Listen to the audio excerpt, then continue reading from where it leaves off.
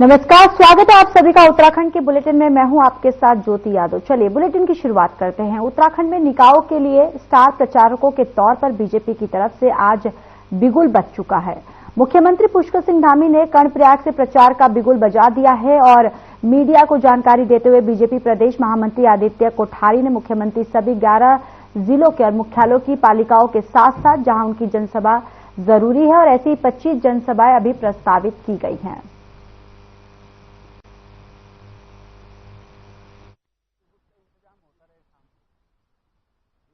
आज माननीय मुख्यमंत्री जी ने कर्णप्रयाग से जनसभा करने के साथ ही स्थानीय निकाय चुनाव का प्रचार का अभियान प्रारंभ किया है। वैसे वो कल भी खटीमा में टनकपुर में थे और वहां भी उन्होंने पार्टी के कार्यकर्ताओं के साथ में, प्रबुद्ध जनों के साथ में बातचीत करके जनता से अनुरोध किया है, अपील की है कि स्थानीय निकाय में भारतीय जनता पार्टी के पक्ष में मतदान करें। और अभी हमने प्रस्तावित कार्यक्रम उनके तय किए हैं और कुल 25 स्थानों पर उनके कार्यक्रम हमने अभी तय किए हैं, जिसमें सभी 11 नगर निगम हैं, जिला मुख्यालय के नगर पालिकाएं हैं और ऐसे अन्य जगह जहां बहुत अधिक आवश्यकता है। और जिलाध्यक्ष ने, वहां के निकाय के चुनाव के प्रभारी ने और प्रत्याशी ने डिमांड की है कि यहां भी हमें आवश्यकता है माननीय मुख्यमंत्री जी की और बहुत अधिक जरूरत है, तो वहां भी अभी हम विचार करेंगे। अंतर्राष्ट्रीय प्रवासी उत्तराखंडी सम्मेलन में 17 देशों से 60 प्रतिनिधि शामिल होंगे। 12 जनवरी को मुख्यमंत्री पुष्कर सिंह धामी 1 दिवसीय सम्मेलन का शुभारंभ करेंगे। सम्मेलन में 4 अलग अलग सत्रों से कृषि, उद्यान, पर्यटन, उद्योग, कौशल विकास की संभावनाओं पर चर्चा की जाएगी। साथ ही सम्मेलन में राज्य की लोक संस्कृति, खानपान, स्थानीय हस्तशिल्प उत्पादों की प्रदर्शनी लगाई जाएगी।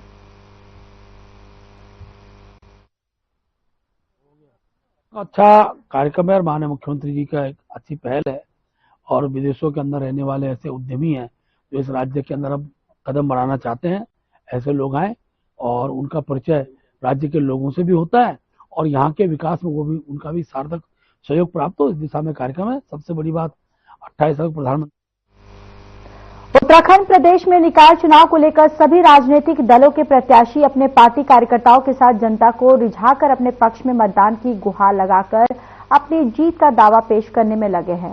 तो वहीं पार्टियों के नेता अपनी पार्टी प्रत्याशियों समर्थन में पार्टी कार्यकर्ताओं में भारी जोश भरने से लगे हुए हैं। और वहीं आज कांग्रेस प्रदेश अध्यक्ष करण सिंह मेहरा और जसपुर निकाय चुनाव अध्यक्ष प्रत्याशी जाकिर हुसैन नूरी के चुनाव कार्यालय लकड़ी मंडी चौक पहुंचे हैं। पता है कि हमने डिसेंट्रलाइज किया पावर्स को।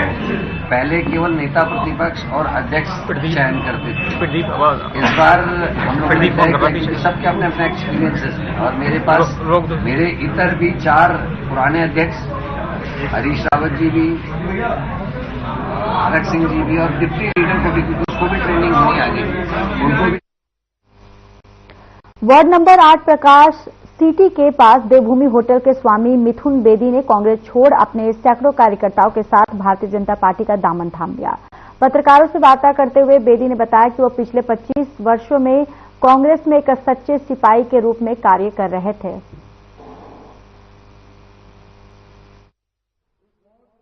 विकास की लहर को देखते हुए हमारा सबका रुझान हुआ है कि हमें BJP party, Bharatiya Janata party को ज्वाइन करना चाहिए, क्योंकि कांग्रेस पार्टी में अधिकतर गुटबाजी इतनी हुई है। मैंने कम से कम 25 साल अपने समय दिया है। 25 सालों में मुझे कांग्रेस पार्टी के नाम पर मतलब एक तरीके से सौतेला व्यवहार ही मिला है। मैं ये कहना चाहूंगा, जनता पार्टी की नीतियों से प्रभावित होकर खासतौर से युवा साथी जो माननीय पुष्कर सिंह धामी जी की मुख्यमंत्री उत्तराखंड, उनकी सरकार जिस तरीके से काम कर रही है हर क्षेत्रों में, बहनों के लिए, युवाओं के लिए, मां शक्ति के लिए, तो युवा साथी भी बड़ी संख्या में उन नीतियों से प्रभावित होकर और अपने शहर। देखिए, जैसे जैसे इलेक्शन आगे बढ़ रहा है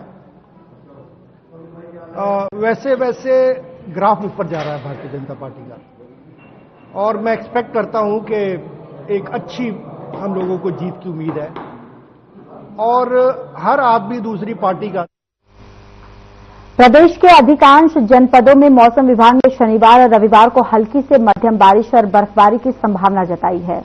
मौसम विभाग के निदेशक डॉक्टर विक्रम सिंह ने बताया कि 11 और 12 जनवरी को पश्चिमी विक्षोभ के चलते बारिश और बर्फबारी की संभावना है। 11 और 12 तारीख जनवरी में आप देखेंगे कि एक जो पश्चिमी विक्षोभ निकल रहा है उसकी वजह से बारिश बर्फबारी जो है प्रदेश में देखने को मिलेगी 11 और 12 तारीख में।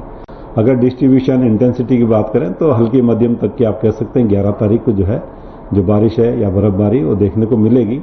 और बर्फबारी का जहां तक सवाल है तो 3000 मीटर या उससे अधिक ऊंचाई के जो क्षेत्र हैं उनमें रहेंगी। और विशेषकर मैं कहूंगा कि जो हमारे अंदर के डिस्ट्रिक्ट है उत्तरकाशी, चमोली, पिथौरागढ़, रुद्रप्रयाग या बागेश्वर, तो इनके जो 3000 मीटर या उससे अधिक ऊंचाई के क्षेत्र है वहां पे वो मिलनी चाहिए। अन्य जगहों में भीमताल में जल संस्थान के संविदा कर्मियों की नाराजगी खुलकर सामने आई है।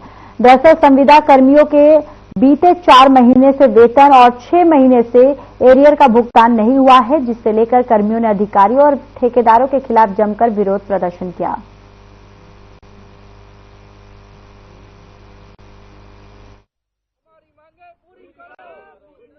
हमारी ये मांगे हैं, देखिए सबसे पहले तो हमने लीगल रूप से काम कर रखा है। एक्शन साहब के ऑफिस में जाके हमने 30 तारीख को ये लेटर दिया कि अगर हमारा फलाना दिन, अगर 7 तारीख को, हर महीने की 7 तारीख हमारी फिक्स हुई थी, शासनादेश लागू है, ठीक है, उसके अनुरूप भी हमें वेतन नहीं दिया जा रहा है। अगर किसी कारण से वो डाल भी रहे 5000, 6000, 7000 रुपये डाल रहे सब, और कोई टाइमिंग नहीं है, जब उनकी मर्जी आ रही तब डाल रहे हैं।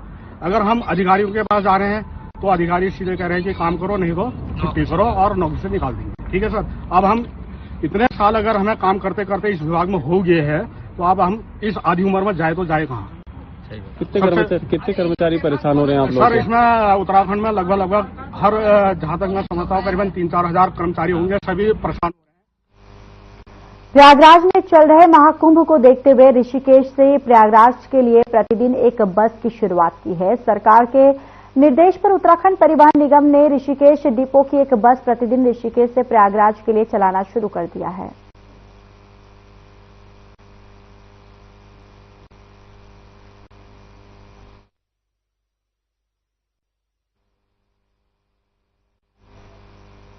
कुमाऊं के सबसे बड़े नगर निगम में इस बार जहां कांग्रेस और बीजेपी में सीधी टक्कर है, तो वहीं मतदाताओं की संख्या में भी बड़ा इजाफा हुआ है।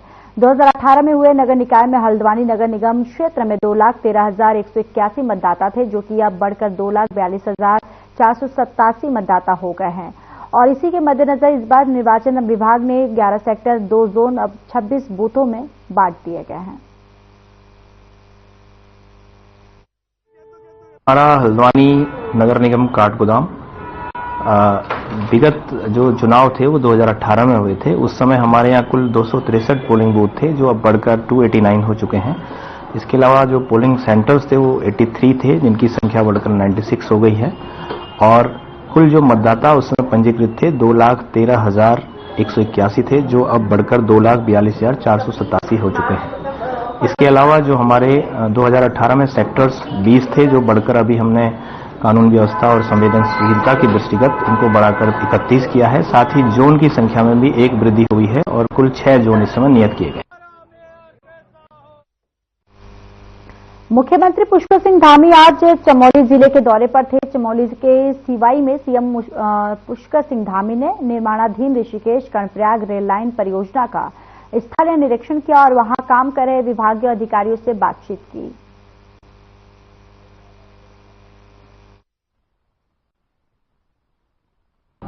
ये रेल परियोजना अपने आप में एक अलग प्रकार की रेल योजना है और इस रेल योजना के लिए, इसकी स्वीकृति के लिए मैं आदरणीय प्रधानमंत्री श्री नरेंद्र मोदी जी का बहुत धन्यवाद करता हूं, देवभूमि उत्तराखंड की जनता की तरफ से।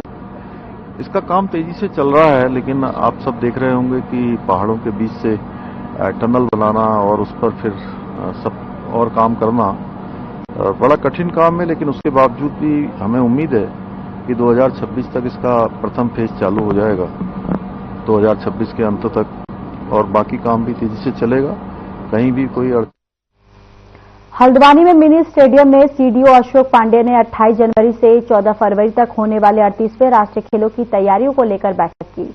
राष्ट्रीय खेलों में विभिन्न राज्यों से लगभग 2000 खिलाड़ी और डेलीगेट्स के आने की संभावना है और सीडीओ ने खेल विभाग को इवेंट कंपनी के साथ बेहतर समन्वय बनाते हुए कार्य में तेजी लाने के निर्देश दिए।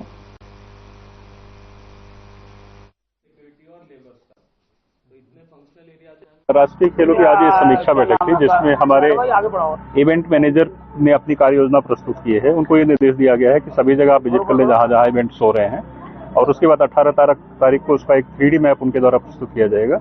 इसके अलावा विभागों की समीक्षा की गई कि विभागों को जो निर्देश दिए गए थे उसमें क्या क्या चीजें हो गई, क्या अभी बाकी है। तो कई जगह काम पूरा हो गया, कई जगह कार्य गतिमान है, तो सभी को निर्देशित किया गया है कि काम समय से पूर्ण कर लिया जाए। सर, जिस दिन मसाल जब निकली थी, मौली आई थी, उस दौरान अवस्थाएं काफी देखने को मिली कार्यक्रम में। भविष्य में इस तरह की अवस्थाएं ना हो, खेल विभाग पर जो अनुभव दिख नहीं रहा है और इतना बड़ा इवेंट है, इसके लिए लगातार हम लोग समन्वय के साथ सभी विभाग बैठ रहे हैं और कोशिश कर रहे हैं कि जो भी कमियां आई है उससे हम सीख लें और आगे इस तरह की कमियां ना आए।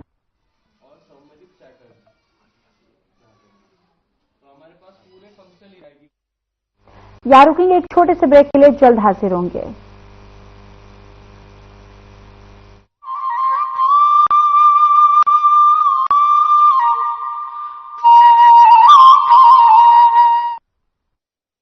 देवभूमि उत्तराखंड अब खेल भूमि बनने को है तैयार।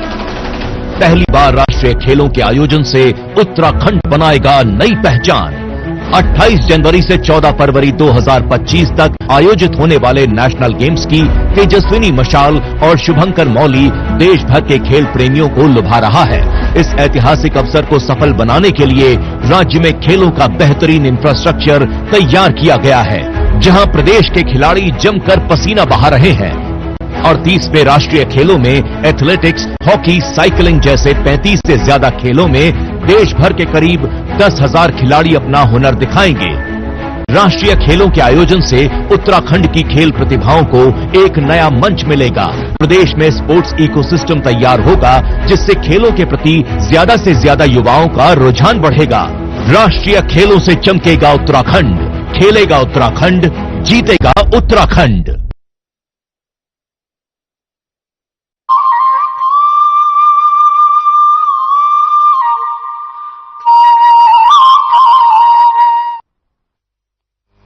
ब्रेक के बाद स्वागत है आप सभी का। चलिए आगे बढ़ते हैं। उत्तराखंड में जैसे जैसे नगर निकाय चुनाव का समय नजदीक आ रहा है, वैसे वैसे ही सभी पार्टियों और निर्दलीय उम्मीदवारों ने चुनाव प्रचार प्रसार तेज कर दिया है। दिनेशपुर नगर पंचायत क्षेत्र में 9 वार्डों में चल रहे चुनाव को लेकर उम्मीदवार और उनके समर्थकों ने पूरी ताकत झोंक दी है।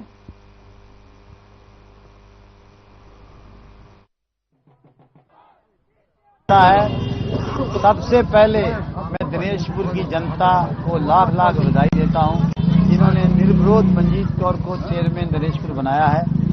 और जो आप ये कह रहे हैं रूठों को उनको मनाया जाएगा, वो भी हमारे भाई हैं, हमसे बाहर थोड़ी हैं, उनको मनाया जाएगा। और अपने भारतीय जनता पार्टी के 9 वार्डों में कमल खिलेगा और नहीं खिले, ना खिलने के अनुसार हमारी नगर पंचायत में हमारा बैठना बहुत मुश्किल होगा। हमारी सभा से जितने ज्यादा जीतेंगे, 9 से 9 के 9, तो हम काम करेंगे ठोक के, किसी के दबाव में नहीं। विकास के कई सारे कार्य अभी भी रुके हुए हैं। जो सुंदरपुर रोड है, सबसे पहले जीतने के बाद मेरा ये उद्देश्य है कि जो सुंदरपुर रोड है, इस रोड में निकासी के लिए नाली का निर्माण हो और जो पूरे बाढ़ में सड़क। देखो, अगले 5 साल में भारतीय जनता पार्टी ने मेरे पर विश्वास किया और इस बार भी भारतीय जनता पार्टी ने मेरे ऊपर विश्वास किया। और अगले 5 साल में 2 साल तो हमारा लॉकडाउन में निकल गया था, 3 साल जो भी हमने काम किया। ये दिनेशपुर नगर पंचायत के चुनाव की बात करें या यहाँ लोकसभा चुनाव की बात करें या फिर विधानसभा चुनाव की बात करें, दिनेशपुर नगर पंचायत की जनता, जिसने हमेशा भारतीय जनता पार्टी के पक्ष में मतदान करने का काम किया है, जिसने नरेंद्र मोदी जी के पक्ष में मतदान करने का काम किया है, जिसने पुष्कर धामी जी के पक्ष में मतदान करने का काम किया है, क्योंकि यहाँ की जनता जानती है कि अगर इस क्षेत्र का विकास संभव है तो भारतीय जनता पार्टी के नेतृत्व में ही संभव है। और मुझे पूरा विश्वास है कि हम सभी वार्डों में, हमारे दिनेशपुर नगर पंचायत के सभी वार्ड भारी बहुमत से भारतीय। यहाँ रुकेंगे और एक छोटे से ब्रेक के लिए जल्द हाजिर होंगे।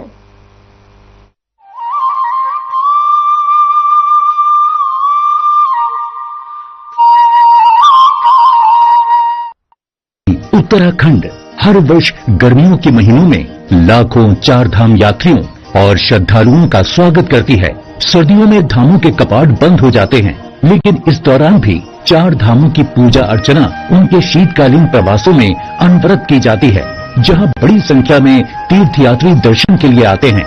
उखीमठ के ओंकारेश्वर मंदिर में बाबा केदारनाथ, पांडुकेश्वर के योग ध्यान बद्री मंदिर में बद्री विशाल जी, खरसाली के यमुना मंदिर में मां यमुना और मुकबा के मुखी मठ मंदिर में मां गंगा का शीतकालीन प्रवास होता है। चार धाम के साथ साथ कार्तिक स्वामी, महासू देवता, मां हाट काली, जागेश्वर धाम, नैना देवी, कैची धाम सहित बहुत से धार्मिक पौराणिक महत्व के मंदिर हैं, जहां प्रतिवर्ष लाखों श्रद्धालु हर मौसम में शीश नवाने आते हैं। आइए आप भी इन सर्दियों में उत्तराखंड में आध्यात्म और पर्यटन का आनंद उठाइए।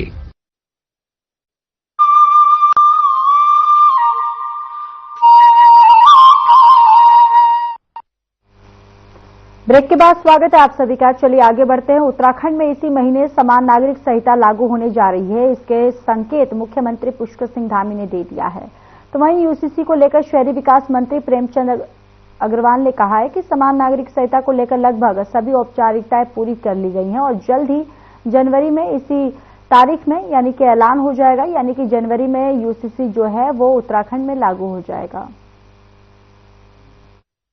इस बात का गौरव अर्जित करने वाले हैं कि यूसीसी के लिए हमारा प्रदेश पहला प्रदेश होगा कि देश भर में जो यूसीसी ला के आज अपना एक कीर्तिमान स्थापित करने जा रहा है। और आप ये भी जानते हैं कि जब लोकसभा में बहस चल रही थी तो माननीय गृह मंत्री आदरणीय अमित शाह जी ने भी उत्तराखंड में केंद्रीय गृह मंत्री अमित शाह की अध्यक्षता में मादक पदार्थों की तस्करी और राष्ट्रीय सुरक्षा विषय को लेकर सम्मेलन का आयोजन किया गया। इस क्षेत्रीय सम्मेलन में मुख्यमंत्री पुष्कर सिंह धामी ने वर्चुअल प्रतिभाग किया। सम्मेलन में सीएम धामी ने उत्तराखंड में मादक पदार्थों की रोकथाम के संबंध में की गई प्रवर्तन कार्रवाई, विशेष अभियानों और लक्ष्यों की जानकारी दी।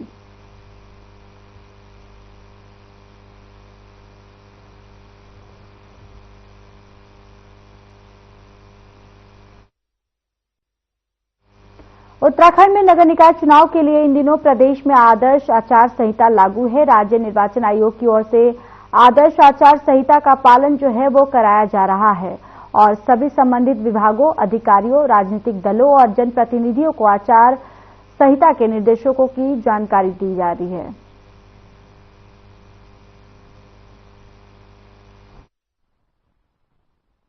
देखिए, अवगत कराना चाहूंगा कि हमारी अधिसूचना निर्गत होते ही आदर्श आचार संहिता प्रभावी हो गई है और ये संपूर्ण जो हमारे 100 नगर निकाय हैं जिनमें चुनाव होना है उन क्षेत्रों पर लागू हो चुकी है। इससे संबंधित जो हमारे दिशा निर्देश हैं, क्या करना है क्या नहीं करना है, उसकी जो है बुकलेट सभी संबंधितों को, राजनीतिक दलों को और जिलों को, अधिकारियों को, शासन को, सभी को उपलब्ध करवा दी गई है और इससे संबंधित विभिन्न पत्रों के माध्यम से भी जो है निर्देश निर्गत किए गए हैं। इसके प्रभावी जो है मॉनिटरिंग के लिए जो है टीमों का गठन किया गया है डिस्ट्रिक्ट लेवल पर। कोटद्वार पहुंचे वन मंत्री सुबोध उनियाल ने पार्षद के कार्यालय के उद्घाटन के दौरान कार्यकर्ताओं को संबोधित किया। संबोधन के दौरान उन्होंने कहा कि कांग्रेस ने हार मान ली है और वही वन मंत्री की टिप्पणी के बाद कांग्रेस मेयर प्रत्याशी रंजना ने कहा कि ऐसी टिप्पणी से कहीं न कहीं वन मंत्री ने महिलाओं की काबिलियत पर सवाल खड़ा कर दिया है। नगर निगम चुनाव के दौरान बहुत दुख की बात है कि इस प्रकार की सोच इनकी है भारतीय जनता पार्टी की। वो हमेशा नारी का अपमान करते हैं। अंकिता भंडारी की बात करो, उनके जो बीजेपी के कार्यकर्ता हैं वो बलात्कार करते हैं, मार देते हैं उसके बाद बच्ची को, और उसके बाद वीआईपी का नाम तक अभी तक उजागर नहीं हुआ। हमारे लिए तो बहुत शर्म की बात है। आज क्यों हमारी अंकिता भंडारी बच्ची को न्याय नहीं मिला, अभी तक वीआईपी का नाम उजागर क्यों नहीं हो रहा है, मैं पूछना चाहती हूँ। बिल्कुल निर्णय लेंगे। ये बहुत ही अपमानजनक उन्होंने टिप्पणी एक बार नहीं, दो बार नहीं, कई। यहाँ रुकेंगे और एक छोटे से ब्रेक के लिए जल्द हाजिर होंगे।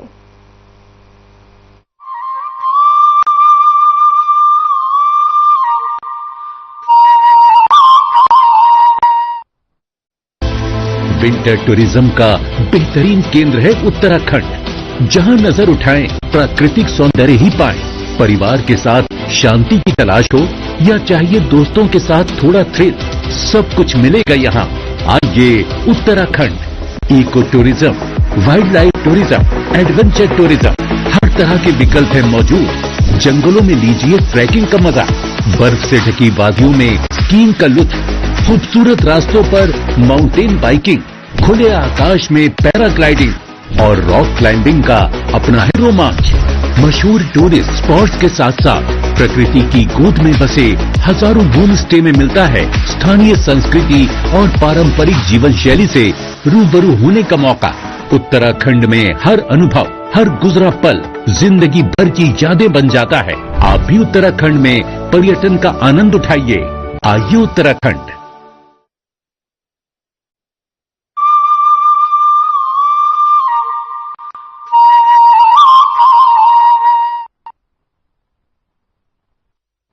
चलिए ब्रेक के बाद स्वागत है आप सभी का। निकाय चुनाव में बीजेपी ने एक बड़ा फैसला लिया है। दरअसल पार्टी ने उन नेताओं को बाहर का रास्ता दिखा दिया है जो नेता घोषित प्रत्याशियों के खिलाफ मैदान में उतरे हैं।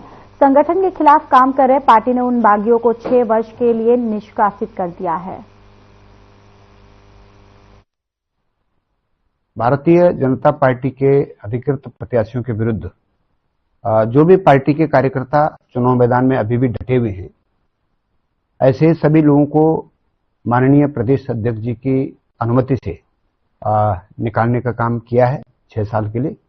और जिलाध्यक्षों को हमने कहा है कि वो सूची तैयार करके माननीय प्रदेश अध्यक्ष। उत्तराखंड में निकाय चुनाव को लेकर सरगर्मियां तेज हो गई हैं। प्रत्याशी अपनी जीत को लेकर एड़ी चोटी का जोर लगा रहे हैं। तो वहीं अल्मोड़ा जिले के नगर पंचायत अध्यक्ष भिकिया सेन ने इस बार नगर पंचायत अध्यक्ष पद 10 लोगों ने अपनी दावेदारी की है। कांग्रेस अध्यक्ष प्रत्याशी गंगा सिंह बिष्ट ने प्रेस कॉन्फ्रेंस की है।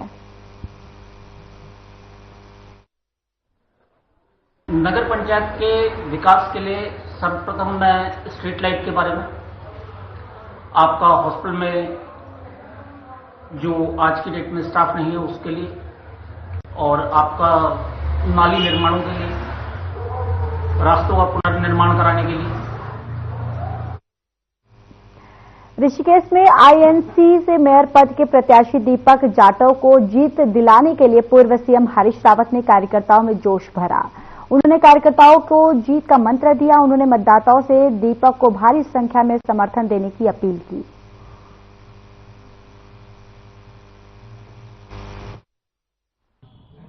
नगर निगमों, नगर पालिकाओं, नगर पंचायतों में हम अधिकांश सीटें जीतने जा रहे हैं, जिनमें ऋषिकेश भी सम्मिलित है, ढालवाला, तपोवन, ये सब सम्मिलित हैं, क्योंकि वातावरण कांग्रेस के पक्ष में है।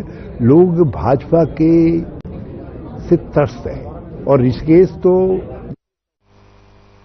कैबिनेट मंत्री प्रेमचंद अग्रवाल के बेटे पीयूष अग्रवाल के खिलाफ वन विभाग ने संरक्षित प्रजाति के पेड़ों के काटने के आरोप में केस किया है। इस मामले को लेकर उत्तराखंड क्रांति दल ने तीखी प्रतिक्रिया दिया है।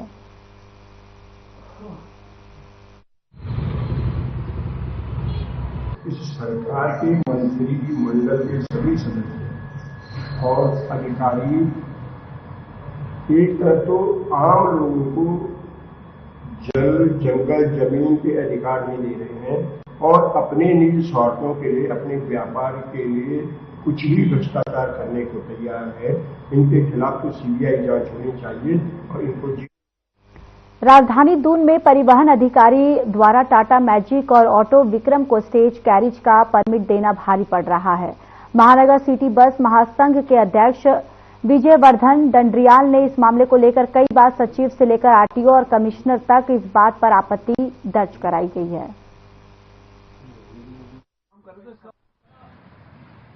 देखिए, आपने देखा होगा कि जिनको अधिकारियों को माननीय न्यायालय का भी डर नहीं है। माननीय न्यायालय में 2014 में हमें अपने एक रिट डाली थी जिसमें कि कोर्ट ने आदेश दिए थे, तो इसमें इनके अधिकारियों द्वारा खुद अंडरटेकिंग दी गई हाई कोर्ट में कि हम ना तो टेम्पो विक्रमों को, ना ही टाटा मैजिको को, ना ही मैक्सिमो को स्टेट कैरी परमिट दे रहे हैं। उसके बावजूद इनके द्वारा जब state carry permit Tata magic को दिए गए तो हमारे द्वारा जो है एक रिट जो है अवमानना की जो हाई कोर्ट में डाली गई। चलिए इस बुलेटिन में इतना ही। बाकी देश और दुनिया की तमाम बड़ी खबरों के लिए जुड़े रहिए हमारे साथ। नमस्कार।